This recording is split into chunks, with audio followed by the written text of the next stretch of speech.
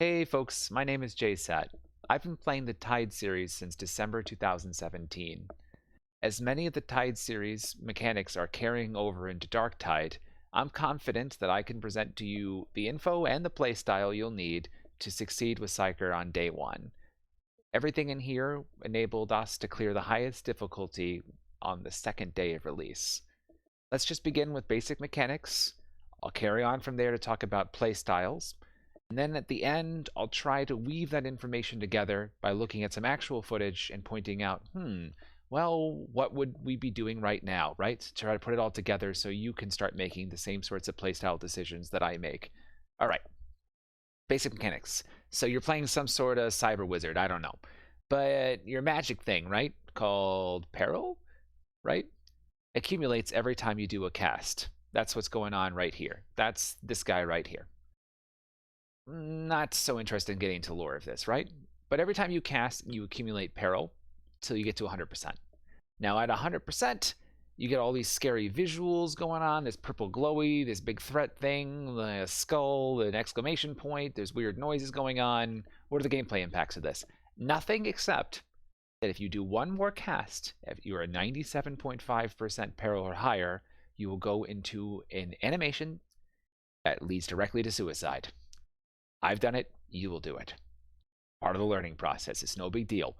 But playing around high peril is going to be key to our play style. So immediately dispense with any concern about playing up here, other than, of course, not casting when you go over. Okay, how do you deal with this? What do?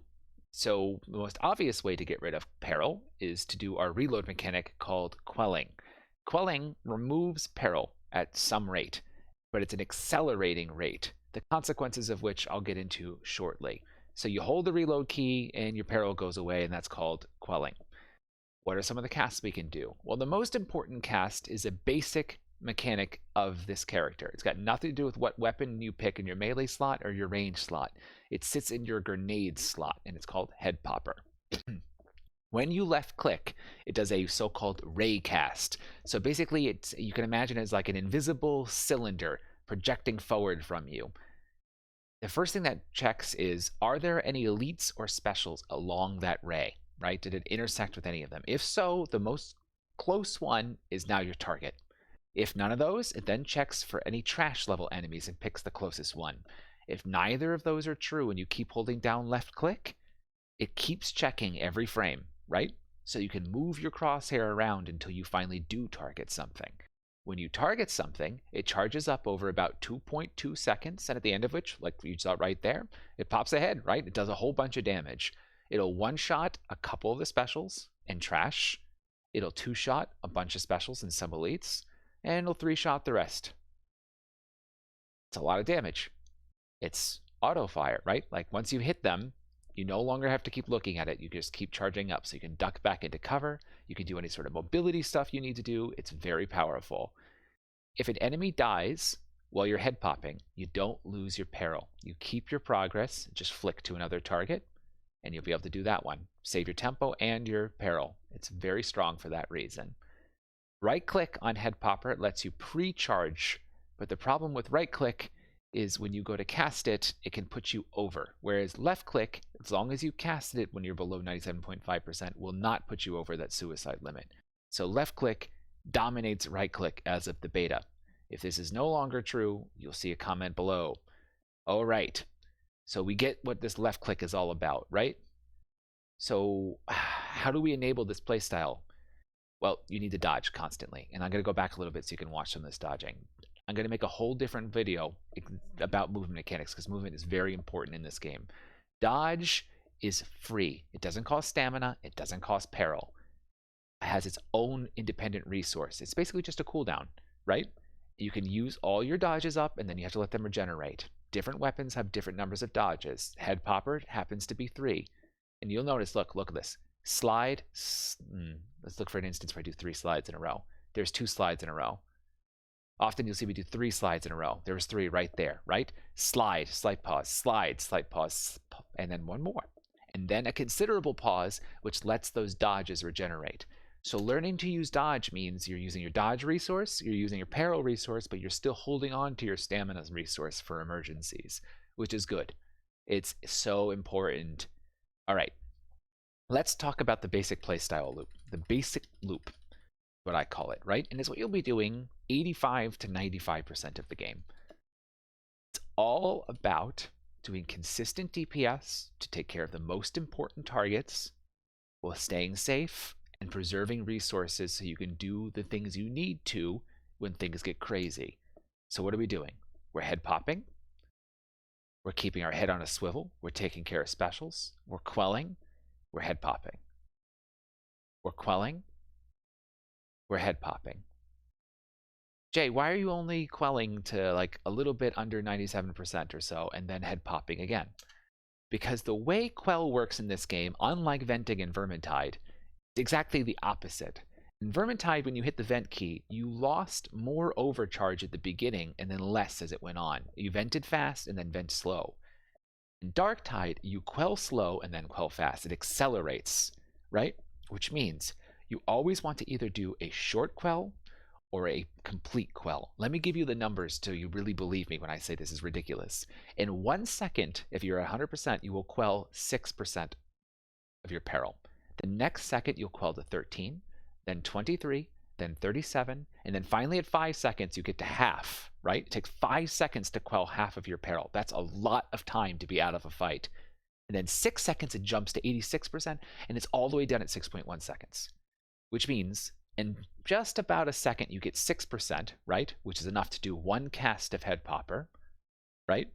Or you could wait all the way till 6.1 seconds, and then you can do about 4, right? But you never want to stop in the middle because it's inefficient. You either should be sitting on the very edge of high peril, which I call edging, or you should do a complete vent, a complete quell, which I call resetting. So let's go back to talking about the basic loop. The basic loop is you're staying safe, you're preserving your resources, your ultimate we'll talk about more in a second. You're preserving your HP, you're preserving your stamina, you're preserving your dodge count for as much as possible. You got great positioning, got your head on a swivel, you're looking for specials, and you're popping in this order, typically, specials, especially grabbers, and shooters, then elites. That is usually the thing you want to kill. But you don't want to go out of your way and take too many risks to kill any of those. So it's usually like, of those 3 that are also accessible, right? The accessible elite is much more preferable to the extremely inaccessible special. Okay, so I think that's it for the basic loop. So you're going to keep doing this until the situation changes, right? So when does the situation change? Let's jump ahead to a common situation. Common situation will happen 3 times, maybe 4 per map, is an elite burst. Maybe a bunch of elites plus a horde at the same time. Watch, ogryn level, right? Horde. Another ogryn, there's a bulwark, there's a reaper, there's a lot of stuff, right? And it's all grouped. And it's pushing your team back. This is a moment to transition from the basic loop to your burst rotation. Psyker has an ultimate, and when you cast the ultimate, it's a giant AoE stun, right? You also have the Force Staff on the loadout that I'm using right now, which on its right click uses a whole bunch of peril, but is big, big stun. So you can bring the control to the team that lets them kind of stand tall when things get bad. And in between, you can weave in some more damage to control specials and work down the elites. So here we go. I'm at 100% peril. That means if I do 1 more cast, I'm going to go into the explosion animation. That's no big deal because I've got my ultimate, which you can use during your explosion animation. So when you're at very high heat, you should always do 1 more cast, then use your ultimate if you can to get as much value out of it as possible. So let's do our free cast now. There it is. You see that big right circle on the ground? That was right here. That's the Force Staff. Let me do it one more time. It's right here. Let me go back a frame. You see it? Anything that's within the immediate vicinity gets a strong stun, a strong stagger. The stuff on the outside gets a weaker stagger, and the weaker stuff will get flung away from it, which is dangerous if you have a big horde. You want to be greedy, right? And you put the horde right in the middle and hit as many things as possible. But then you're going to throw the stuff that's on this edge of it into your team, and that's not good, right? So what? You want to put it so you're not doing that, but you want to stun as much as possible. And here it is. Here it is. The cast. and ultimate instantly right there. And now everything just got stunned, right? So you probably don't need another force staff stun right away. So you probably can work in a head popper. Oh, I lost my head popper. Let's pack around and get it again. No problem. Oh, now we're getting pushed back a little bit. Maybe it's time. No, it's still okay. It's still okay. Yeah, let's get one more in there. Right, and now we're right back to high overcharge, high peril, which means we're back to doing the basic loop. And that's it. That's all there really is to it. So let's go forward in time a little bit. So we're clearing out trash. We're taking high targets. This is basic loop. And now things suddenly look okay, right? Suddenly I have 6 seconds where it's not important for me to be doing DPS and picking up targets. That's your opportunity to do a reset. That's literally just holding the quell button for 6 seconds while you chain dodge, dodge, dodge, dodge, dodge, dodge, dodge, and now you're reset and you're ready for the next fight. I'm going to jump ahead because there's one more major play loop that you'll use, which is your trash clearing loop. So this happens when there's a bunch of trash and there's not very many elites right now. Like there's no elites right now and no specials right now. Or there's trash that's coming from an angle that's going to pressure you or your team and cause them problems, and you're the only one that can take care of it. And you don't have another job you need to be doing that instant, or you have another job you need to be doing, but you can't do it because the trash pressure is too high. So basically, you're only killing trash when you have to. You're not that great equipped for it, and you usually have better things to do. Zealot's better at it, Ogryn's better at it, and they have less range. So like, I'm killing this stuff right now, but I'm doing it because there's nothing better to do. And it's not really what I'm focusing on. So let's talk about what I am focusing on. I want to focus on my safety. That means positioning, positioning, positioning, and preserving some resources. Am I near a wall? Yes. Am I in any danger of being surrounded? No. Do I have teammates near me to bail me out if things get bad? Of course. Good positioning. I'm dodge, dodge, dodge, back and forth while attacking to preserve our little space right here, and DPS. That's called dodge dancing. More on that in a future video on basic melee combat. But what am I really doing? I've got my ears on, I've got my head on a swivel, and I'm all about special and elite spawns, noticing them and responding to them as fast as possible. And you react to something faster when you anticipate. It's just a scientific fact. So if you're aware of the special sounds, if you're aware of the little visual cues, you'll react faster. So I didn't quite hit this dog on it, but I knew it was there. I was looking for it. And here's an important fact about head popper. Head popper on the initial left click actually does a small stun. So you can use it to interrupt the dog's leap if you get it right when he's about to leap. And that's what I was looking for here. So sure, I missed it, right? But I got it there. Bam. Bunch of damage, right? And now I'm back to doing my job. Do you see this? Look, I could be killing this trash right now, but I'm not because I'm looking for a special or elite to pick off. Because this ogryn can take care of this trash much better than me, right? I was looking for that trapper. I saw that charger. I'm taking care of the charger. See the trash, but I'm taking care of the elite. I'm bursting the elites. Anyways, I hope that's clear.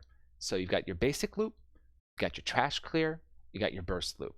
And you got to know when each of those, it's time to do each of those, when it's time not to. So I think with that in mind, we're ready to jump ahead a little bit, get ourselves a little disoriented in this, and see if we can identify what loop we're using, and if it's appropriate, and when it's time to rotate to something else. So let's see. Peril, 25%. Team, making progress. Coming up behind them. Interesting. Pulled out the force staff. That means there must be more than a few things there. Oh, there's a couple elites. So it looks like I'm thinking about doing my burst loop here, right? Ah, so why didn't I do it? Why didn't I keep engaging on those targets? This back pressure is actually harder for the team and more important than those elites up ahead. I'm not trying to do a VOD review. We're just trying to look for playstyle decisions. So we're just doing our basic loop. Just keeping safe, picking off those threats. Again, typically the order is specials, shooters, elites. Shooters are more important than elites. Your team's going to go and DPS that for you. Your zealot's going to go eat them for breakfast. You can help. Why don't you take off the shooters first so he doesn't have to go chase them around? Consistent edging. I had a moment with nothing else to do, so this is a brief reset. But it changes immediately as soon as things change, right? Let's jump ahead some more. We're just pacing through the map, just doing the basic loop. Let's keep going, keep going, keep going, keep going. A little bit of trash clear, basic trash clear. I'm going to skip the plague ogryn. It's a story for another day. Your job during a plague ogryn? I'll tell you in 3 seconds. DPS him with headpopper using a basic loop when you have time, but always keeping your eyes and ears out for specials and immediately transitioning to taking care of those threats and elites and then going back to the plague ogryn. Shooters are more important too. I want to jump ahead a little bit. So we take care of the plague ogryn. We're finally making some progress. This was the tier 5 difficulty Damnation plus a Grim. So this was us really try-harding. So we come around the corner here, and what do we see? Multiple elites. What do we hear? Special pressure. Weird that he went for me. Interesting mechanic. But now we've got a lot of pressure.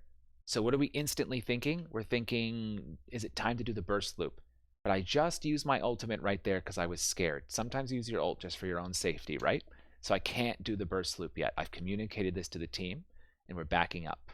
I'm using Force Staff as kind of like a partial burst loop. Help. And now I have to, by necessity, do the basic loop. I don't have the ult to do anything else. We're backing up because I don't have the resources to hold this yet. 30-second cooldown. The ogryn is calling, I have a stun. So we're going to try to make a stand here. Going to help him make a stand here.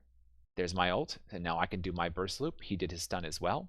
Look at all this control. Oop, Grenader. What happens? Hold on. I was helping control elites and burst down special elites. But then I see a special. What's my job transition to? Immediately, special's a higher threat than elites. Looking for that nader. Not easily convenient, so just looking for it. Not going to some crazy dangerous position, but looking for it. Still looking for him. He's still not dead. Wait, I think I hear him. There he is. Done. Specials are dead. They killed the elites. Again, they don't need you. You just help. What's left to do? Trash mode. Take care of trash. Engineers looking for specials. I think that's going to wrap it up. I could keep talking, but I think instead we're going to do the following. Why don't we do another video where I look at another one of our Damnation runs, and I go through play by play what I'm thinking and why I'm doing what I'm doing. Just a little VOD review. Then in another video, I will look at the passives, which we're now calling feats that are available, and speculate a little bit about what the playstyle is going to look like for the various builds possible for Psyker. As far as we know right now, that video is going to be speculative. The video you just watched, the information here, I don't think it's going to change very much. I think what you're learning right now is the foundation. Anywho, it's been my pleasure. Nice to meet you if you're new to the channel. I'll be doing more informative content and high-level play, just as I've been doing, oh my god, literally for years. If you have questions, shove them in chat. Typically a bunch of helpful, knowledgeable people around, and I'll do my best to keep up with them as well. For longer discussions, you can join the Discord as well, and I stream. And I guess the cringy self-promotion is now at a close. Thank you guys. Have a nice night. Bye-bye.